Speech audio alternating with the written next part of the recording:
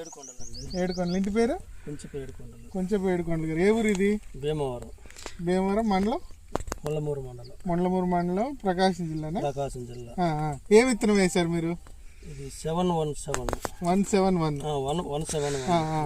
ఎట్లా ఉంది వైరస్ పరంగా కానీ? అయితే బాగానే తట్టుకుంటుందండి.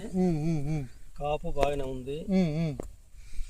పచ్చికాయ కోస్తుంటే ఇంకా డబుల్ 4-5 కోతలు ఎక్కువ వచ్చే అవకాశాలు. ఇప్పుడు మీరు లాస్ట్ ఇయర్ మీరు మన వాళ్ళు చెప్తే మీరు వేసుకున్నారు. లాస్ట్ ఇయర్ చూసి మళ్ళీ ఈ సంవత్సరం కూడా వేసుకున్నారు. లాస్ట్ ఇయర్ మంచి ఆదాయం వచ్చిందా? బాగానే ఉంది.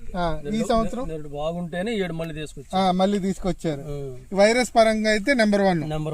ఇబ్బంది లేదు. కాపు విషయంలో కాపు కూడా నెంబర్ 1 చూపించారు. ఒకసారి కాపు చూడండి, అంత పచ్చికాయ ఉంది.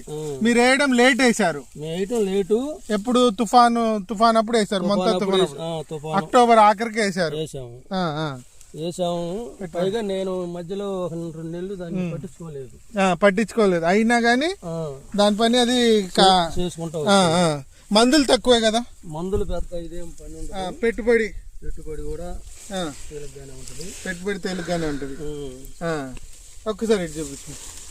ఇక్కడ అంత పచ్చికాయ ఉంది. ఇప్పుడు మరి మీరు పచ్చికాయ ఎందుకు అమ్ముకోదలుచుకోలేదు?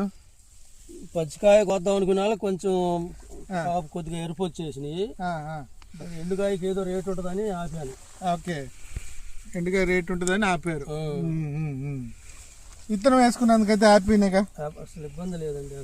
ఇది నమ్మకమైన విత్తనమే కదా? నమ్మకం.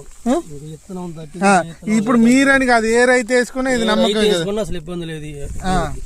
కాపు పరంగా అయితే నెంబర్ 1. పచ్చికాయకి అయితే ఇది నెంబర్ 1 అండి. మనకి ఎండుకాయ వచ్చేసరికి 5/31 కి దగ్గరగా పోతుంది. హైట్ 5-5.5 అడుగులు పెరుగుతుంది. 6 అడుగులు పెరుగుతుంది కదా? కోసే కొద్దీ పెరుగుతుంది. ఎన్ని కోతలు కోస్తావో అంత హైట్ పెరుగుతా ఉంటుంది. ఇది మళ్ళీ దీనికి లైఫ్ కూడా ఎక్కువే కదా? లైఫ్ కూడా ఎక్కువే. అంటే ఒకవేళ ఎండలు ముదిరినా కూడా కాపు వచ్చింది. కొంచెం సైజ్ తగ్గి కాపు అయితే వస్తూనే ఉంటుంది. మే నెలలో కూడా కాసు. మే నెలలో కూడా కాసు. మే నెలలో నేను